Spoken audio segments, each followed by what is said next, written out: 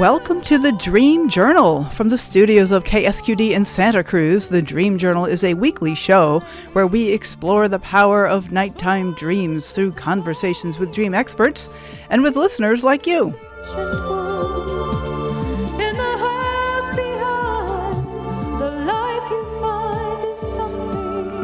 the words of Carl Jung, who looks outside dreams, who looks inside awakens.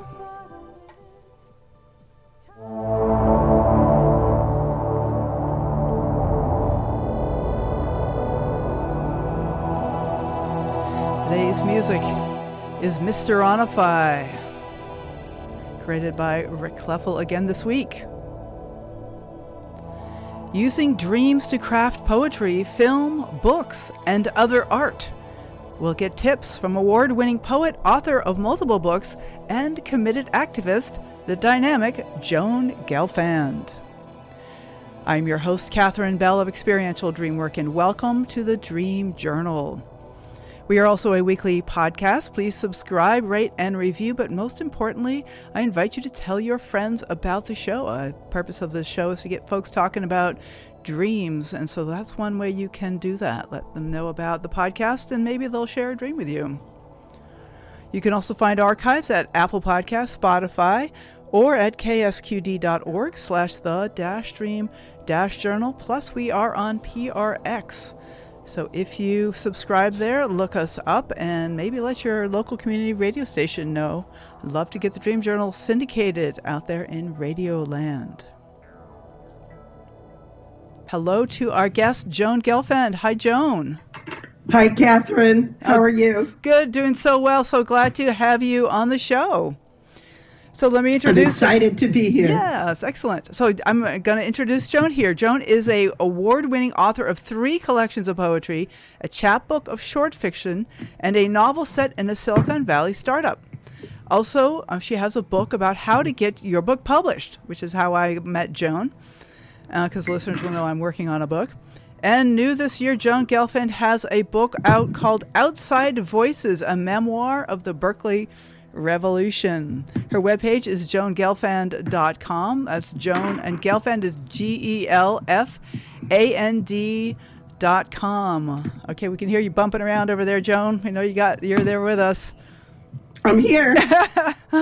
Okay, so yeah, you have been a poet for a long time, and you've talked about how you use dreams to help you compose poetry. And I wonder if you'd like to say a little bit about how you got started with that. Like, what first got you started with dreams and poetry? And then maybe we'll talk a little more about specifically how you use that process now.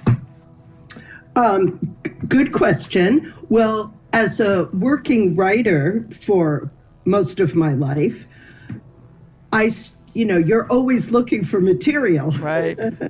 So for me, some of the material came from politics, some of it came, as usual with poets, nature, love, whatever. But then I started to realize that I could use my dreams for poems that actually touched people really deeply.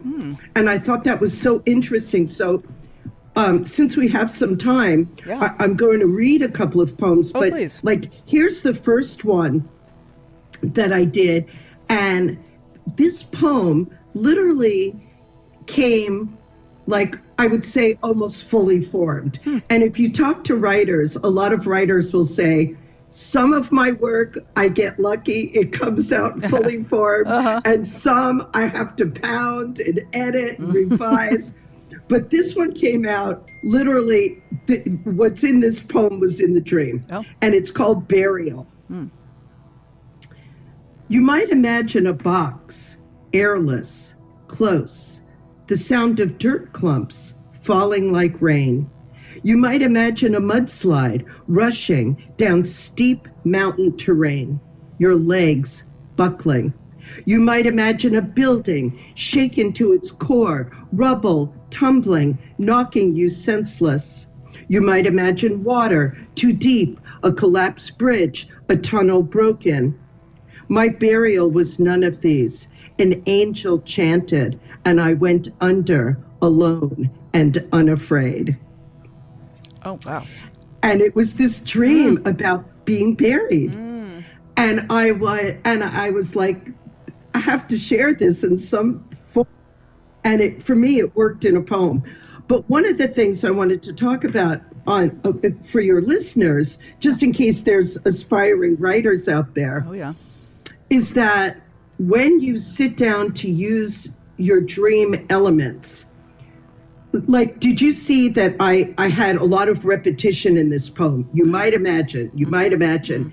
That's a poetic element. That's something that's often used in poetry, repetition.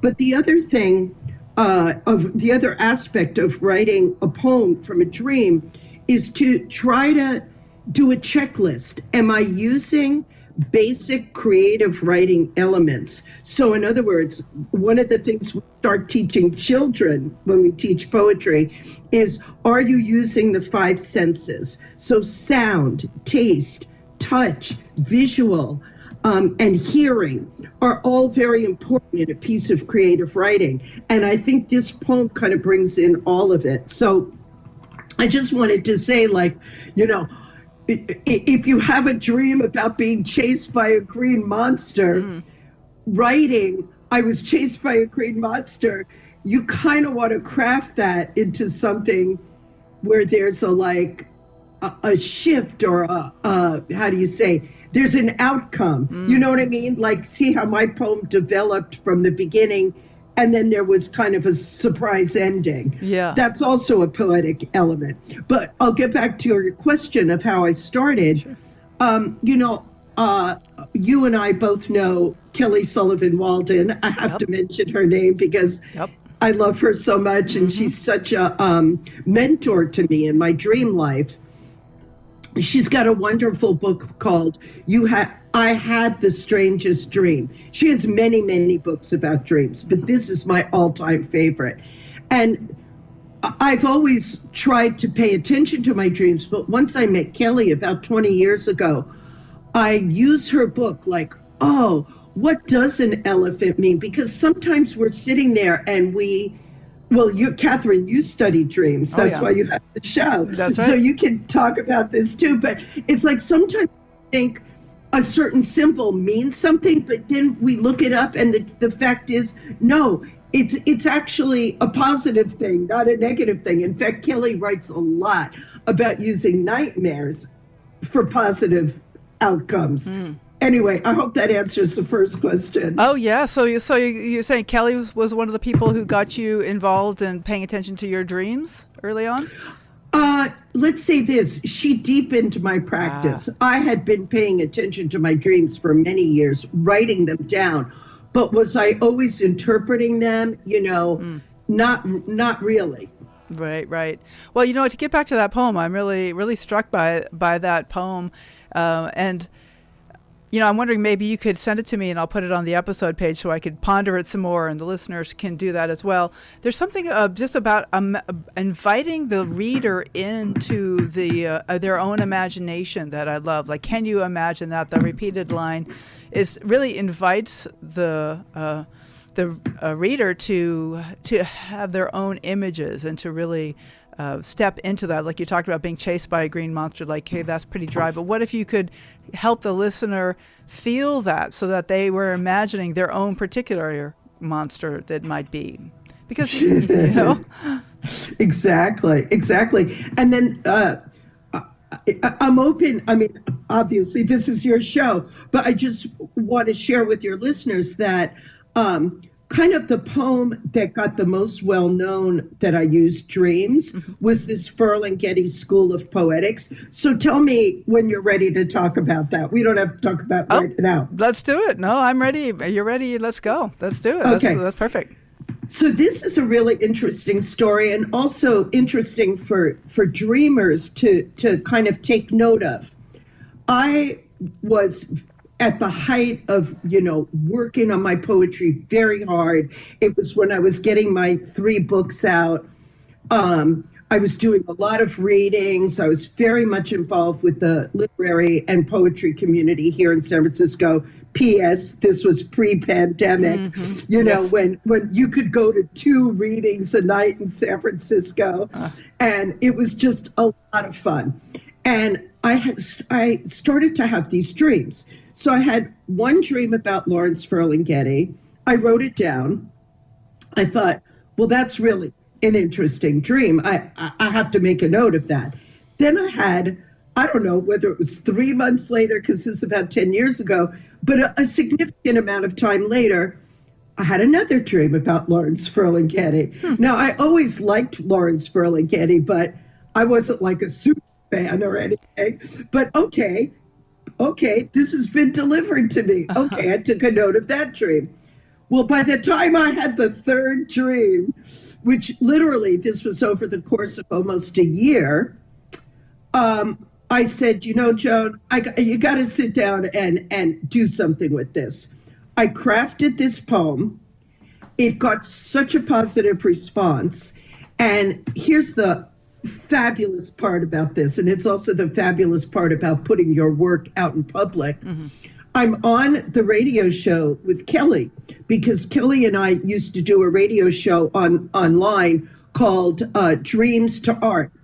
And about once a month, we would interview any artist, painter, musician, poet, visual artist who had used dreams to create a piece of art. And we were having great fun with that. Well, her husband was listening, and I read this poem. And her husband, Dana Walden, is a filmmaker. He said, Joan, we have to make a movie of this. He and I and Kelly made a 4-minute movie of this poem, which your listeners can find on YouTube. I have a YouTube channel just under my name, Joan Gelfand. And this little 4-minute movie got over 14,000 views online, and went and was shown in 20 international film festivals. Wow. Now, this is not to brag, but here's my point that I want to make for the show that I think is kind of magical. I actually think that using dreams is very potent, because I think there's energy that comes from, quote unquote, the other side, that when people hear it, they resonate. And sometimes it's not even logical. Like, so for example, Kelly and I would always make a note that James Cameron, famous filmmaker, he created Avatar from a dream. I didn't know that. Yes. Paul McCartney and John Lennon. Paul McCartney had a dream about the song Yesterday. The Rolling Stones have dreams. One of my favorite bands, they're a local band called Train. I was reading their song that was their breakthrough song, Drops of Jupiter.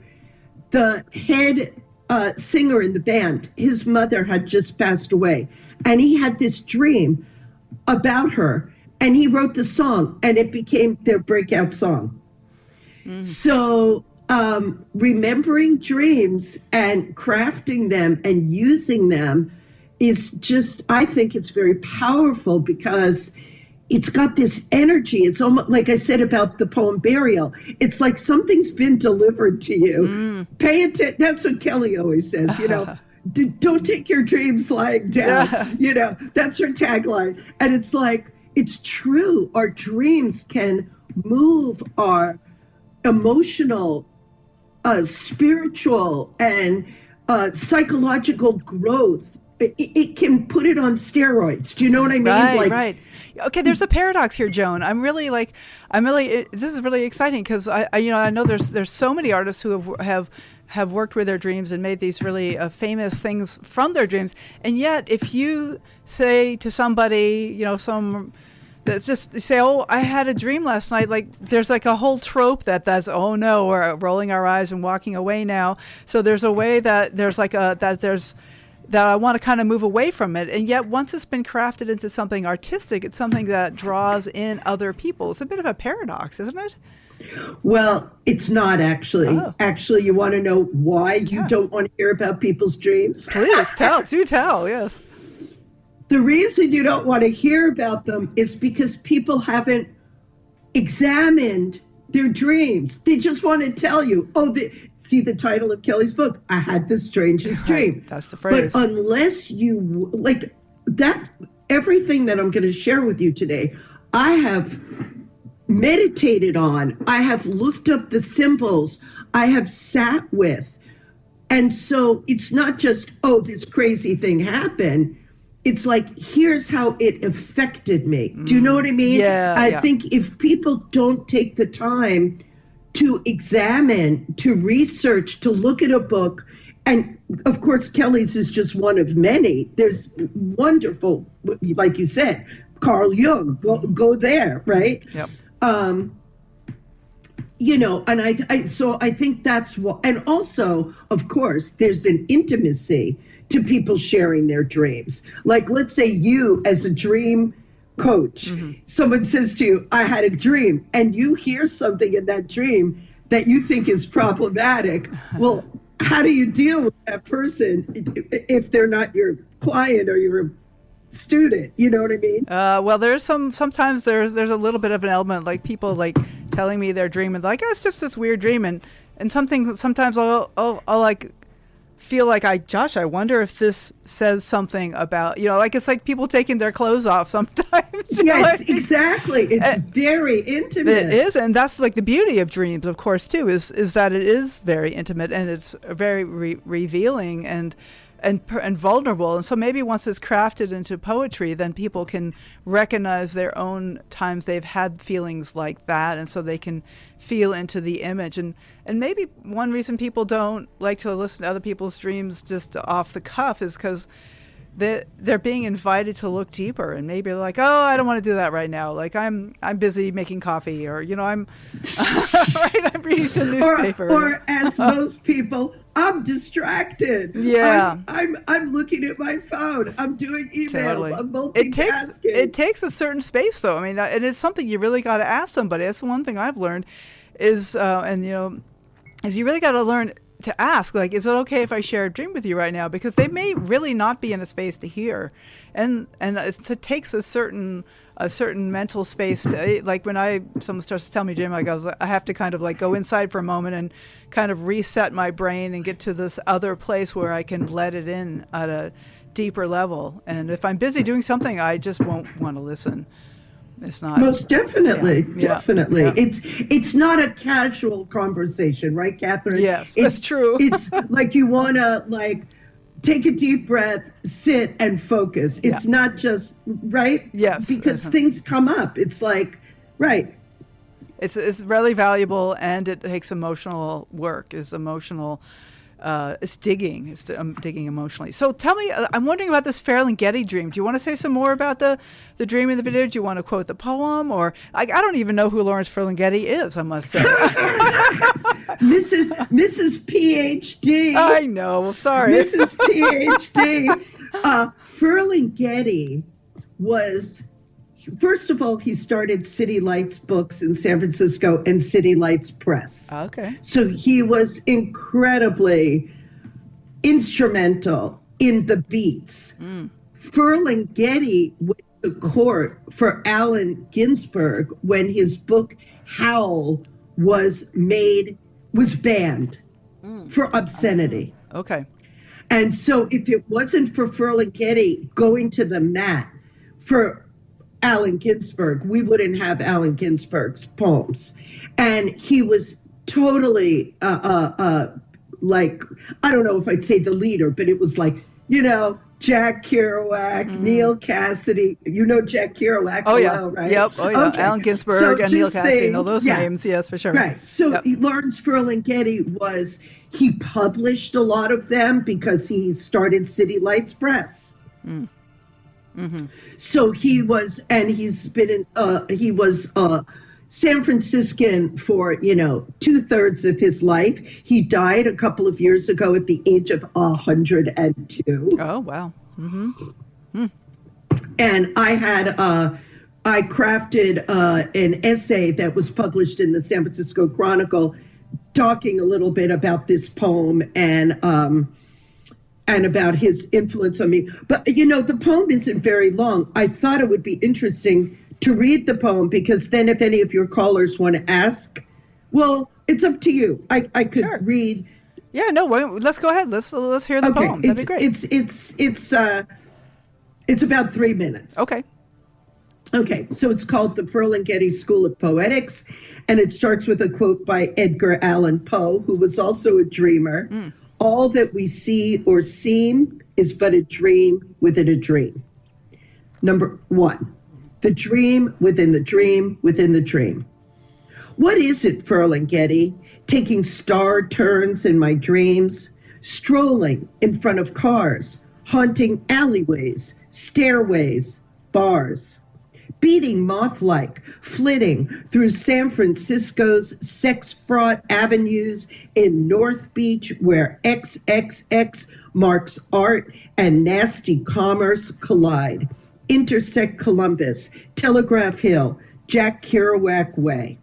You are fog whispering in from the sea on another sunny day.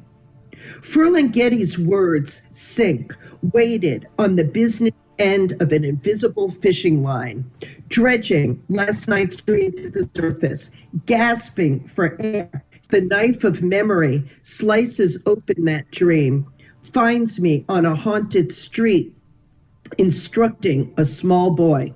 You gotta go to the Ferlinghetti School. It's totally rad and completely cool. 2, Ferlinghetti makes an appearance.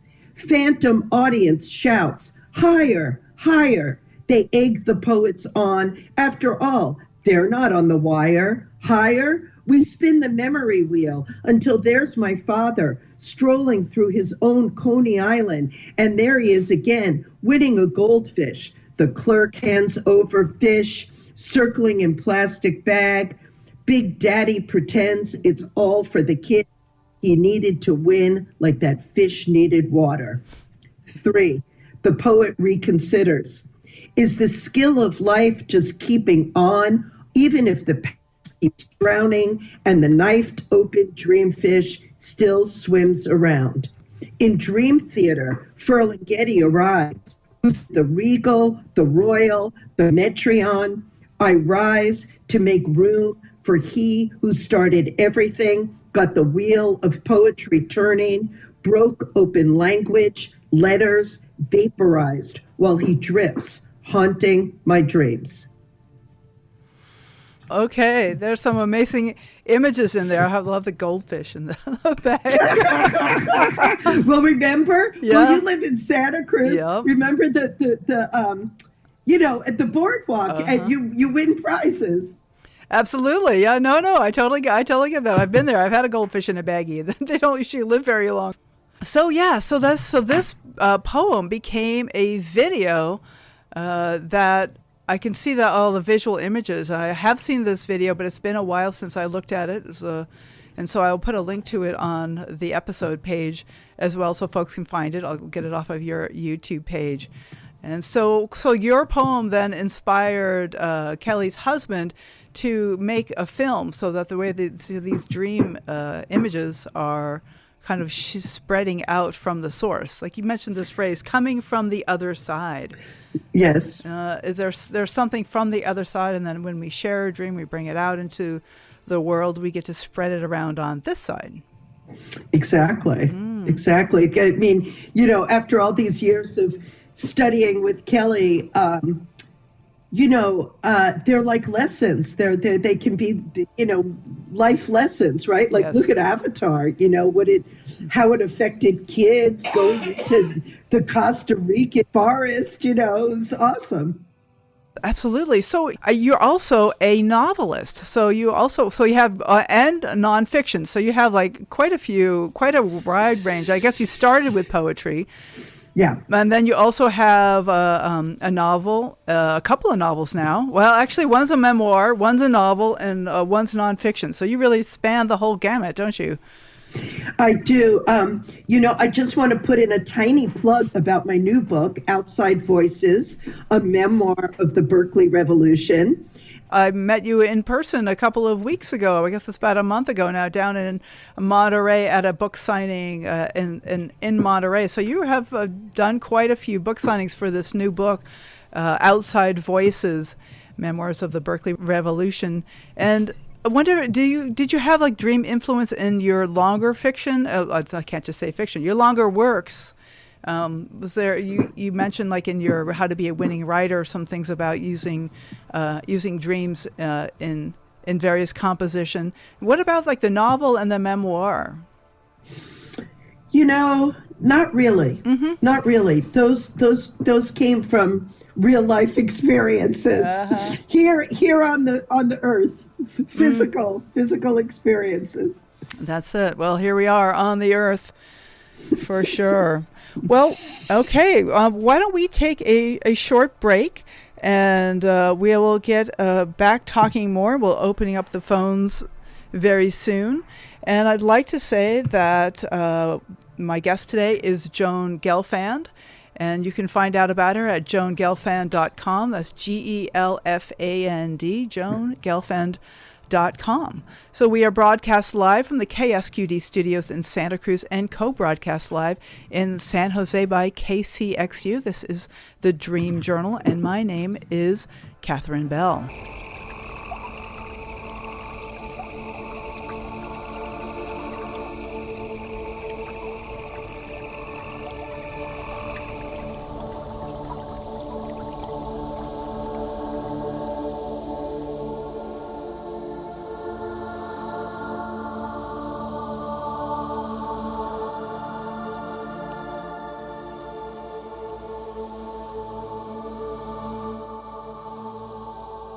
Okay, welcome back. You are listening to the Dream Journal. I'd like to give you a reminder about this year's IASD conference, which is happening in the Netherlands, June 8th through 12th. Go through asdreams.org for more information. These conferences are always a ton of fun, chance to meet other dreamers and to learn all about those amazing things that happen between our ears every night. Next week, we welcome back the Myth Slayer, Scott Mason, host of the Webdelic podcast. Scott has now had his own psychedelic experience, and he says he's ready to talk about it. So we're going to get that here first on the Dream Journal next week with Scott Mason.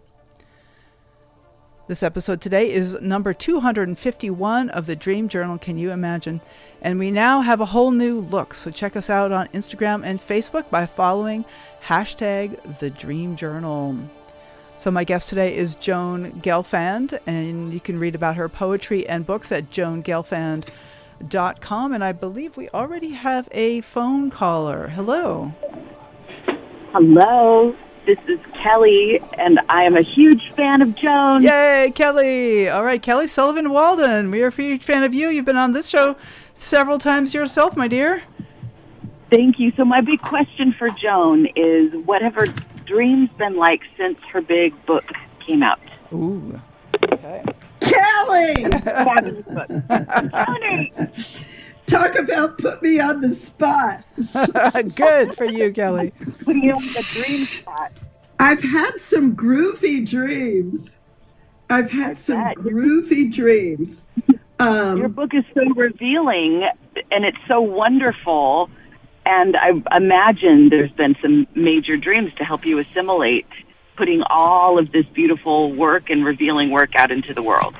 Okay, so, just because I'm on a dream show, I brought my dream journal with me to my desk. And I'm sorry I overreacted, because at first I was like, oh my God, I don't even know if I've had any dreams. Now I'm looking at my journal, and what do you think the first dream I wrote down was? An anxiety dream. I'm rushing to my reading, right? And of course I'm panicked about being late and overwhelmed. Of course. We've all had those dreams. We know that. Right? And, but What was interesting, Kelly, this was the dream that I shared with you in our great dream group. I'll give Kelly's dream group a plug. Wild Women Wednesdays. WWW. Kelly runs a beautiful dream group on the first Wednesday of the month. But this is the dream where after the anxiety, I get in my car and I drive to meet a friend who her business is called Contagious Vulnerability. Oh. And she coaches people on, becoming vulnerable. Well, this book was the most vulnerable I've ever been in any of my writing, and it's my 7th book. And you're talking about Outside Voices now, right? Yes, Outside Voices, the memoir, because I talk about family stuff, which I don't really in a lot of my other books. I mean, a few in poems, but so I'm going to meet her, but guess what happens? I lose my car and my phone. And anyway, I don't know if you want to hear the whole dream, but the takeaway was that I actually ended up being taken care of by a woman I didn't know at all. And the takeaway is the universe provided. Totally provided. Like, there I am. I'm anxious. I'm rushing around like a maniac. I lose my phone. I lose my car. And this woman comes and totally takes care of me and takes me to my friend. Aww. Yeah. That's amazing. I love that dream. Can I just throw in a little thought about it, if it were my Of course. Well, I remember weighing in on this before. I mean, the whole idea of, like, yes, I'm going all in, and yes, I'm out of my comfort zone, and I can't find my vehicle, I can't find my like all of the things that define me. I always think of it, a cell phone as the identity also, because we carry all of our information in there. So it's like all of our sense of self is scrambled up, but I'm being cared for if it's my dream. Mm-hmm. And I thought the first time I ever heard, like, the letters in car and care, they're so similar. And even if I can't care for myself, if I'm out and I'm vulnerable, like, I'm in a caring universe that does have my back. It's safe to be vulnerable contagiously. Like, it's the trend right now, as opposed to being armored up and all buttoned up and perfect. It's like, no, let's let it all hang out. And I don't know, I think we're all going to be okay, ultimately. Oh, that's totally the message, is that I could lose everything and I'm still fine. Just what you said, Kelly. Yep. All these things that give me control over my life, my car, all my information, you know what? None of it matters. Right? Like, you know that panic when you can't find your car keys or your phone? But the truth is, we're fine. We're just addicted. And really, all of those things, because you and I both have written very vulnerable books as our, like, later in our author career.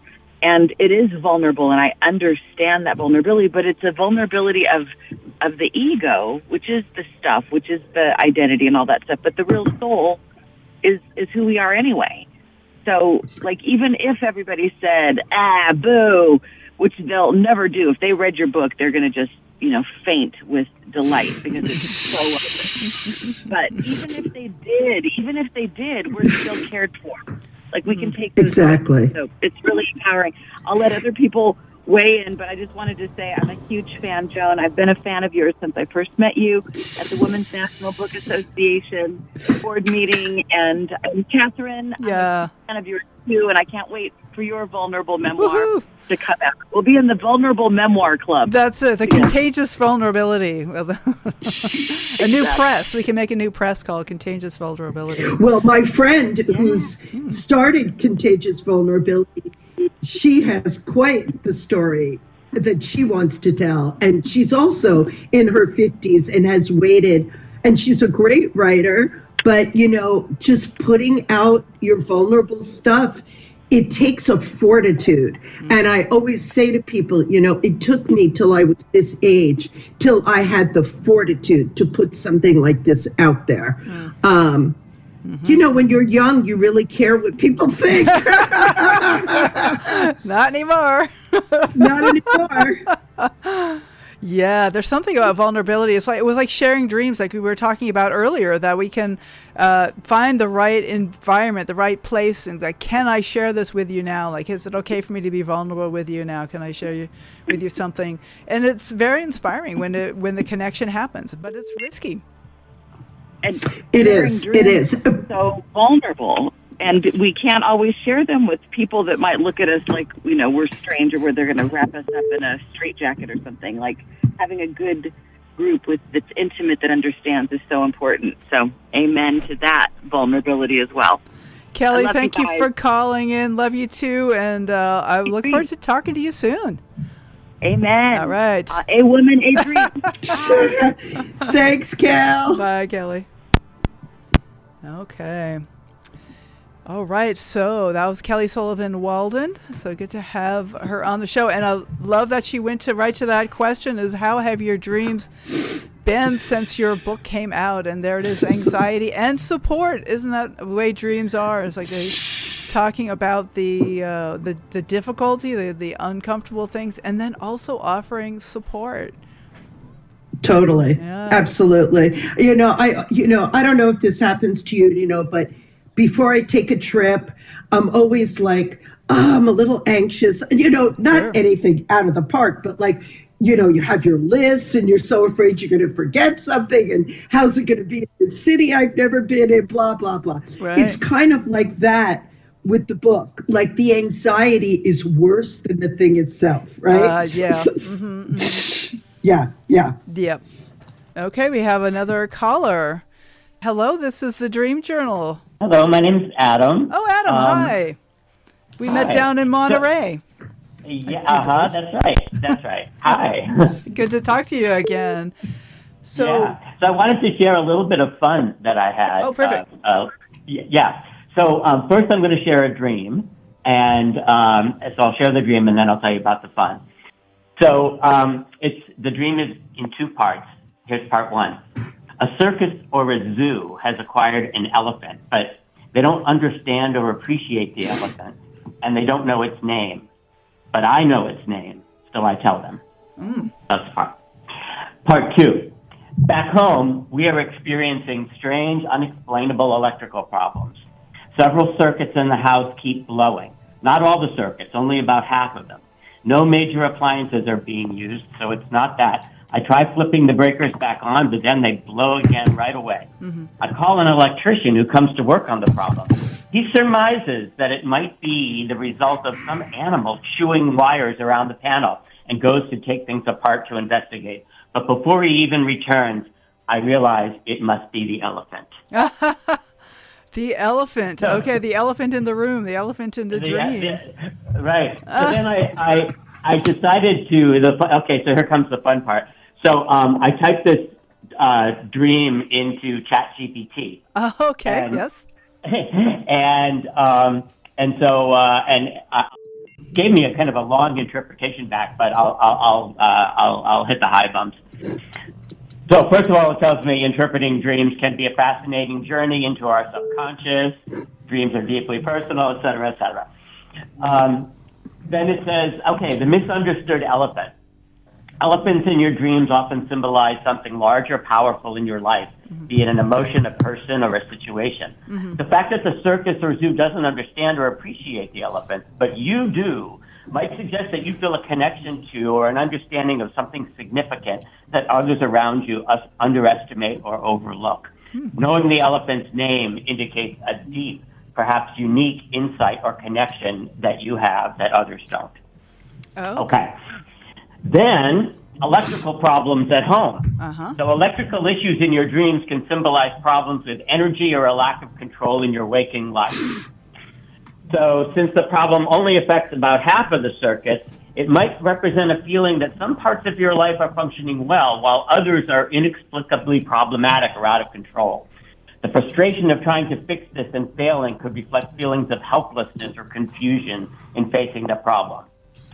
Then part 3, the elephant causing the electrical problem. This part of the dream is particularly intriguing as it combines elements from the first and second parts. Right. It suggests that the significant or misunderstood aspect of your life, the elephant, might be the root cause of your current problems or challenges, the electrical issue.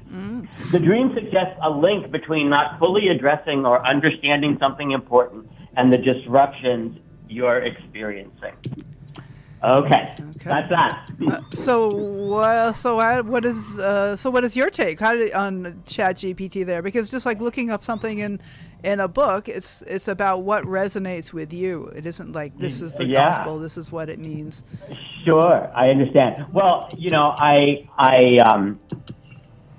I did like what it said about that I might have some kind of understanding of something significant that other people didn't. Mm-hmm. I don't particularly know what that might be. Just thinking about it. I think the electrical problems. I like what it said about kind of feeling out of control. That rings a bell for you. That kind of. Yeah. That everything is breaking, and I don't know how to fix it. I'm trying to fix it. I don't know what to do. But I did call an electrician, so at least I asked for help. Okay. Yeah, asking for help is often a very good moment in a dream, because so often I'll have something crazy go on and I just don't ask for help. So it takes vulnerability and courage to ask for help. So you did do that in the dreams. That is good. I like that you highlight that. Yeah. So I don't know, the way they pulled it together at the end about the fact that my problems, my current problems or challenges might be the result of a significant or misunderstood aspect of my life. Again, maybe I'm still trying to figure out what the elephant actually represents, which I don't really know yet. Right. Well, I have some questions I kind of riff in here, but I wanted to bring in Joan. Do you have anything that you're curious about here that you could? Well, as I said to you in the very beginning of the show, I think it's really awesome that Adam took the time to look up these images and symbols, because that's giving him insight into the psychological impacts of the dream, right? Yeah. If he had just woken up and said, "Hey, Catherine, I had the strangest dream. I dreamed about an elephant and an electrical panel," nobody would really know. It wouldn't be useful. Mm-hmm. Right. And then so looking up the things and then taking the time doing the introspective work of seeing what resonates. Exactly. Is super, super important. Like I think the elephant, is a really key image here. I mean, it is the elephant in the room. And I'm wondering, like for you, Adam, what are elephants for you as if you just think about an elephant, what kind of associations, what images come to mind, and with a personal level of that?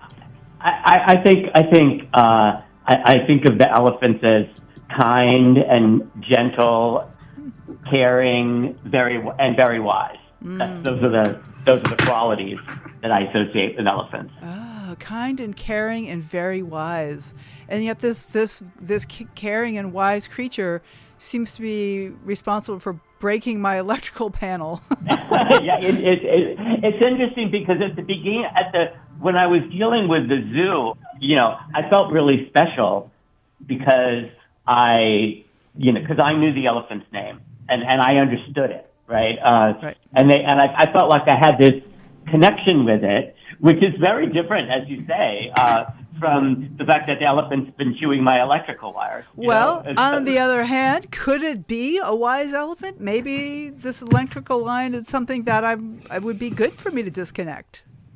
That's a really interesting idea. Ooh, so whoa. Yeah. Maybe it's an ally. Maybe he's helping this elephant or she. Yeah. That's right.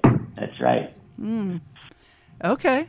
So like, maybe just like if I were working with this dream, I might, suggest that you kind of carry the dream forward and let the elephant destroy the panel. All the electricity shuts down. Like, what would that be like? What then? Yeah. Maybe everything would be okay. I don't know. Maybe I'd go outdoors or something and get out in nature. Exactly. Do I spend too much time indoors? So it's just like, it's interesting to think about the association that you have with elephants in particular. Like, you didn't come up with immediately with like a Barnum and Bailey elephant captured in a circus or something. It was kind and wise. And so that for me is a really important thing to consider going forward. That makes me think there's something helpful about this elephant. And I think that's right. Good. I think that's right. Well, this is lovely, and I like that you brought in ChatGPT. It gives us a chance to give an example of how to work with ChatGPT and how not to work with it. Like, yes, ideas are there, but let's keep going. Like, that's just the start of the questions. And ChatGPT doesn't have much to do about the personal aspect. Like, the fact it doesn't know anything about me. Right. For sure. Right. In fact, that I know the name of this elephant is interesting. Now, in the dream, you never said what the name actually was. That's right. No, I don't know what it is. But the dreaming self knows. The dreaming self knows. Yeah, I could see this turning into a poem. Actually, I can imagine. Right. Right. That's way beyond my pay grade.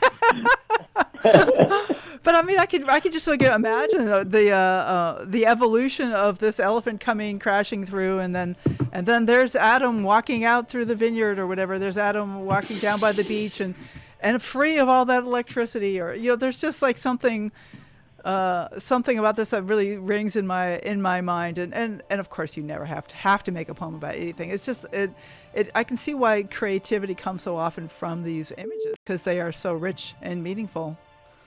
Right. Well, Adam, thanks so much for calling. I sure appreciate it. Sure. I enjoy talking with you. Thanks so much. Good. Okay, well, take care, and hopefully we'll talk again soon. Okay. Bye-bye. Okay.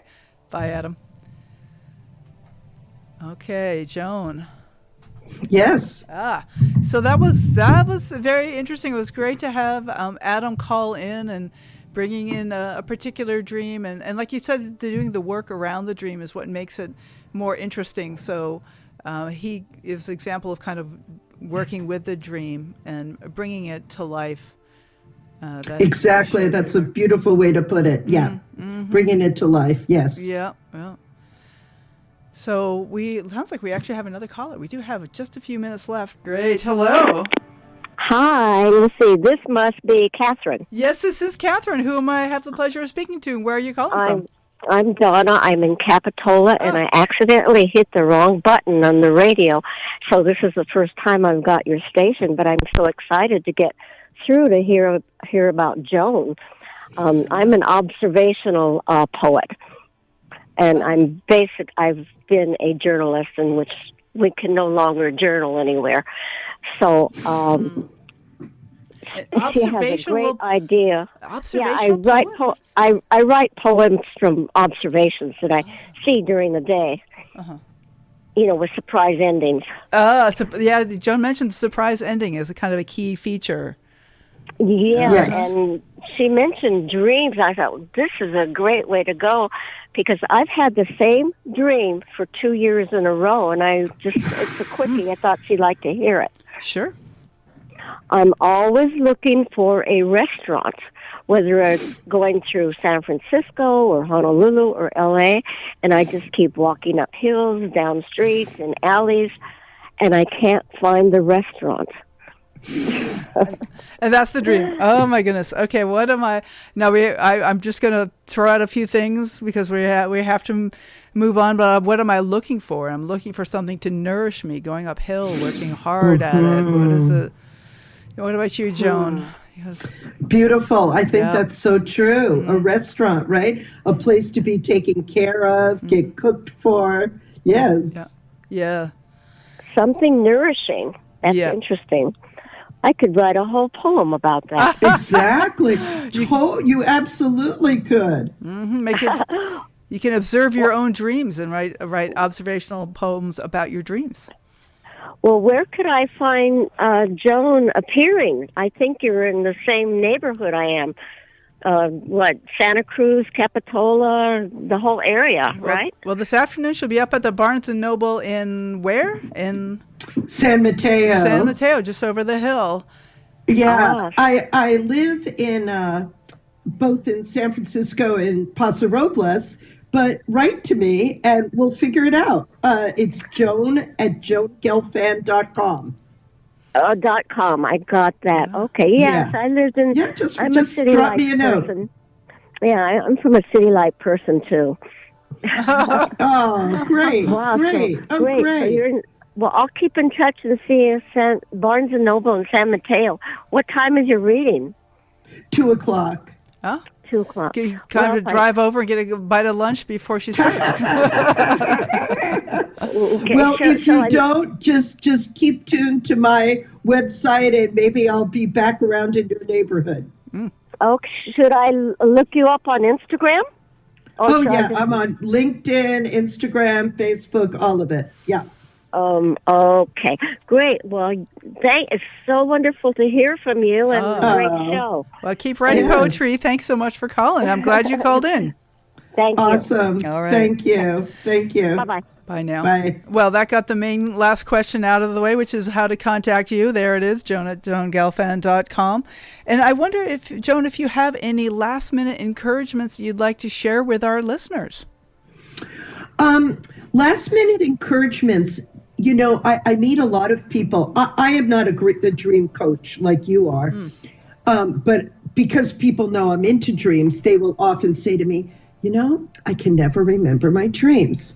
So if you look at Kelly's book, but I'll just paraphrase or synopsize it here, you know, to remember dreams, sometimes it's just as simple as before you go to bed, you ask, you just say to your subconscious, I would like to remember a dream. And also sometimes I find dreams are really a good way of helping people sort out if they're in the middle of a difficult decision-making process. You can ask your dream, what is it that I really, really want, you know? And it's a beautiful way to kind of set as we say, the intention. I want to remember my dream, and then write it down, and then take the time to look up the symbols and really sit with the dream. Don't just, as Kelly says, don't just take your dreams lying down. She's great with the catchphrases. She's great with the catchphrase. Yeah. So, you know, that's what I would say, that I find that dreams have been so enriching in my life. And people kind of block themselves off from it. Like, oh, I just don't remember my dreams. But you can if you want to. Yeah. Absolutely. Thank you, Joan. This is such a delight, and I'm looking forward to chatting some more. Great. Thank you so much for having me, Catherine. All right. It's been a pleasure. Fantastic. Thank you so much, Joan. Bye. Okay. Bye. Okay. So thank you all for listening. The Dream Journal is produced at the studios of KSQD in Santa Cruz, and we are live every Saturday at 10 a.m. Pacific at ksqd.org. Podcast is released on the Monday after the show. It keeps us growing when you subscribe, rate, and review. I am Catherine Bell. You can find out about my dream coaching practice at experientialdreamwork.com. You can email me at catherine@ksqd.org. That's KATHERINE@ksqd.org. Follow Experiential Dreamwork and hashtag The Dream Journal on Facebook and Instagram to find out about upcoming shows. I'd like to thank Rick Cleffel, engineer and music creator. You can find the ambient music at pandemiad.com. And thank you to Max Deaton for answering the very busy phones today. The intro and outro pieces are both by Mood Science. Tomorrow morning when you wake up, take a minute to write down your dream and bring it to the next Dream Journal.